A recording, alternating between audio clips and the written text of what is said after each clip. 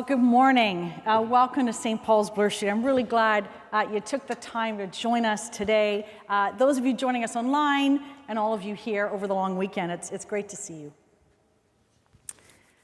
Back in the day, I remember learning in preaching class that the point of an introduction to a sermon is to build a connection with the listener and to convince them that what you're going to talk about is relevant to their life. But it's too risky this morning to do that because of where we are in our summer preaching series. We're in the final few weeks looking at the Ten Commandments and how these can be life-giving for us here in the heart of the city. And because even though none of us like to be told what to do, whether we're spiritually searching or already a disciple of Jesus, I think we do want to know the right way to live. The first 4 commandments showed us how to love God. The last 6 focus our attention on what it means in tangible terms to love our neighbors. And we come to number 7 today. You shall not commit adultery. See, that was too risky for me to start off with.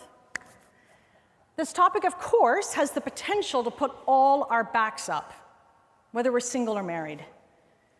We may have great pain in our own lives around this. We may have caused this pain to others. And we might agree with the church, that the church, like our former PM Pierre Trudeau said about the state, we might think the church has no place in the bedrooms of the nation.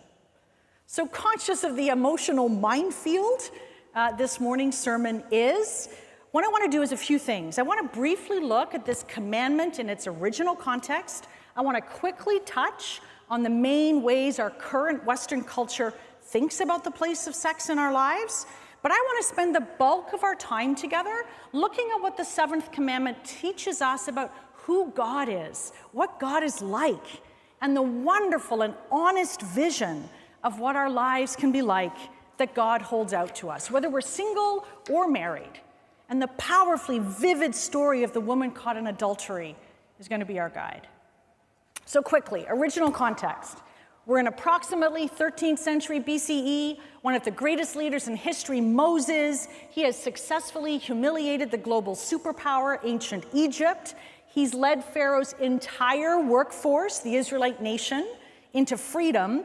And they're now making their way through roughly 600 kilometers of desert to their new homeland promised by God, roughly the modern state of Israel. And along the way, at Mount Sinai, God in his love gives people 10 laws, his top 10, that show us how to love God, love our neighbors, a life that can lead to human flourishing. I mean, what's not to love? For thousands of freed slaves to be successfully formed into a flourishing new nation, relationships between neighbors need to be built on mutual trust. And so the 7th commandment would help build stable families, hopefully ensuring the successful passing down of faith from one generation to the next. Physical intimacy was reserved for marriage because marriage reflected the covenant relationship between God and the Israelites. In both, 2 parties enter into an exclusive commitment. I'm yours, you're mine. So that's the original context. Now briefly, the 2 views prevalent in our current culture. The first is what we can call sexual realism. In ancient Greco-Roman culture, sex was viewed like eating or sleeping. When you feel like it, do it. Just be careful not to overdo it, as with all the appetites. This is still a pretty prominent view today. Be careful. There can be negative consequences. And so through education, we hope to create responsible practitioners of a physical activity. For sexual realists, sex is good as long as it's safe. The second common view is what we can probably call sexual romanticism. Sex is repressed creativity. Human beings are brimming with goodness, and it's oppressive society that stifles it. And the second view sees sex as an essential form of self-expression, right? Be yourself, find yourself. And for sexual romantics, it's the quality of love between 2 people that makes it right or wrong. Now, the Christian view is distinct from both of these, and it's not negative or repressive as our culture often portrays, and the church has actually also portrayed it that way. But in the Bible, God creates humanity, giving them the joy of physical union within the lifelong commitment of marriage, and comments on how good this is, with an entire book of the Bible, the Song of Songs, given to celebrating this.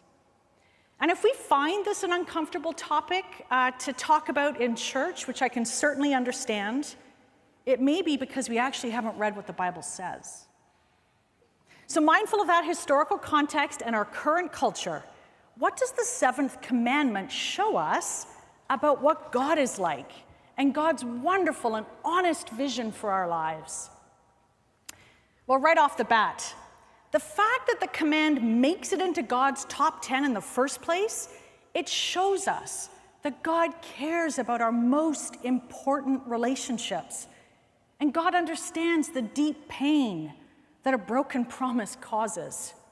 We are not simply the products of a random evolutionary process, specks in an ever-expanding universe with a God, if one does exist, who is far off and unknowable and probably grumpy. No. The seventh commandment shows us a God who cares about the most intimate parts of our lives, a God who cares about what you are going home to tonight, whether it's sad, whether it's happy, a God who wants to show us how to flourish. We see in this commandment a God who cares about commitment in our most important relationships, because God is a God of commitment, a God who enters into an exclusive relationship with the Israelite nation. I love you, says God. I rescued you from slavery. I will be your God. You will be my people. And through you, says God, I want to bless the whole world. Through you, I'm going to eventually send my Messiah. Through you, I want to invite the whole world to know me, to experience me, to be in loving relationship with me. We see a God who is utterly committed to us, who's faithful to us, even though we don't deserve it. I don't deserve it, even though I turn to other gods. There is simply no other relationship we can ever have that will be committed to us in this way, committed to us through any promises that I break, through any tragedy, through any pain, committed to us even through death. The seventh commandment shows us a God who cares about the relationships that will enable us to flourish, shows us a God whose commitment to us cannot be broken. So what is this wonderful, because it's honest, vision for our personal lives, whether we're single or married, that the seventh commandment points us towards? Well, it's honest. God knows how the good gift of our bodies and sex can be used to judge, humiliate, dehumanize. And a contemporary example is the sexual exploitation, particularly of girls and women, that flourishes in the West in many culturally accepted ways. About 10 years ago, Sinead O'Connor, who died this week, she wrote a famous public letter to younger singer Miley Cyrus about her blockbuster music video, Wrecking Ball. I'm extremely concerned for you that those around you have led you to believe that it is in any way cool to appear in a video like this. The music business doesn't care about you at all, or any of us. They will prostitute you for all you're worth. And when you're in rehab as a result of being prostituted, they'll be sunning themselves in their yachts in Antigua, which they bought by selling your body. Today, we heard one of the most arresting accounts in the New Testament of Jesus' interaction with a woman caught in adultery. And this woman, she's about to potentially pay with her life, but not before she's humiliated. She's made to stand in front of all these men in the middle of the temple in Jerusalem. And these religious leaders, they use sex to dehumanize this woman. They are not primarily concerned that she committed adultery. Listen to them. Verse 3. The scribes and Pharisees brought a woman who'd been caught in adultery, and making her stand before all of them, they said to him, "Teacher, this woman was caught in the very act of committing adultery. Now in the law, Moses commanded us to stone such women. What do you say?" Pay attention to this.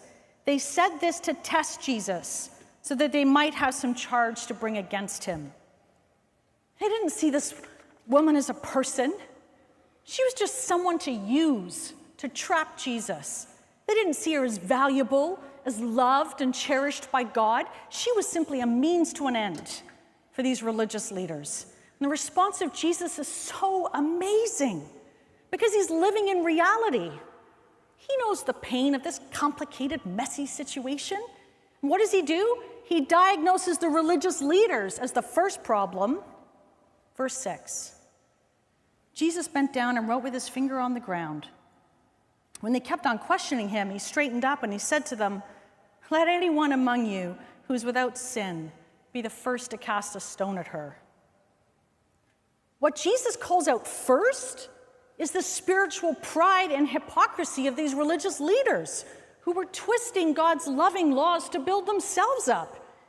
And while we don't know what Jesus writes on the ground, some commentators have mused that it was the names of the women Jesus knows the men were sleeping with or fantasizing about. Jesus is living an honest reality. He's aware of the complicated gender and power dynamics at play, existing in most adultery, but specifically in this case, like, where's the man? And it's only after Jesus has called out the pride of the religious leaders and he is alone with this woman. He gives her back her dignity by speaking to her alone. Only then does he acknowledge what she's done, knowing the great damage the adultery will do to her and to the community. Adultery damages children, it destroys friendships. But Jesus literally saves her life, tells her to stop, frees her to go, to live a life of commitment. The Bible celebrates that we're sexual beings. Sexual beings have built within us a deep desire for commitment. And adultery is being with someone you're not willing to be emotionally, legally, or financially committed to. It's in effect saying, yes, I want to sleep with you, but I don't actually want to be tied to you. Adultery makes it to the top 10 because we were made to be people of commitment, made in the image of God, who is a God of commitment. In the recent Barbie movie, after Ken discovers the joys of patriarchy, he asks Barbie if she would like to be his long-term, long-distance, low-commitment, casual girlfriend. "No," says Barbie. "I don't. No thanks. Whether we're single or married, we're made for commitment."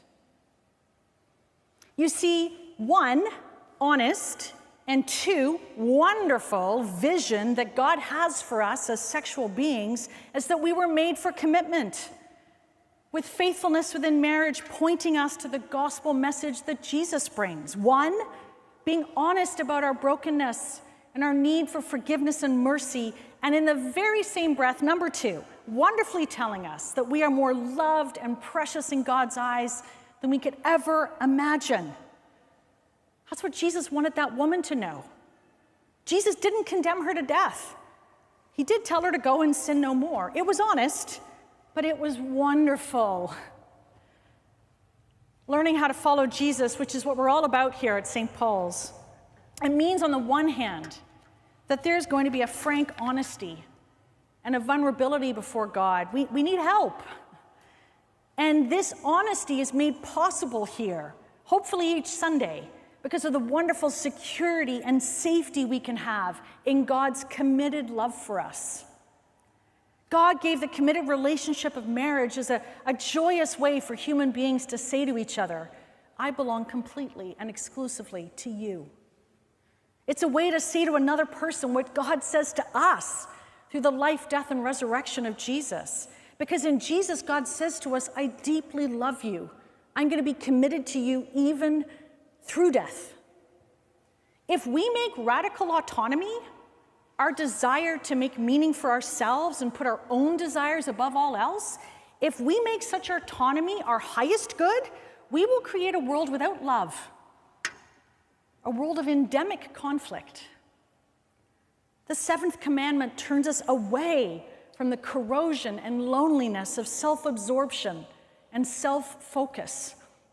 It trains us instead to be self-giving, strengthening our capacity to love with intensity and purpose. Each week as we've unpacked these commandments, we've tried to end by looking at some practical ways that they land in our daily lives. And please know that you can always come to me or Tyler, or Ben, or Nathan to talk about any of this, especially the painful and difficult bits. We'll listen, we'll talk, and we'll walk with you, because our God is a personal God. He loves you, deeply cares about your life. So some quick things to think about. Number one, be people of commitment in your friendships. Keep your word. Work hard. Follow through on what you say you're going to do. Be committed to your aging parents. Be committed to sharing your Christian faith with your children. Be committed to caring for the poor. Knowing how God is committed to us in Jesus Christ, we are free to commit in our daily lives. 2, support those who are single and wish to be married. Be committed to those who are single in community, in this community. Support marriages. Pray for your spouse.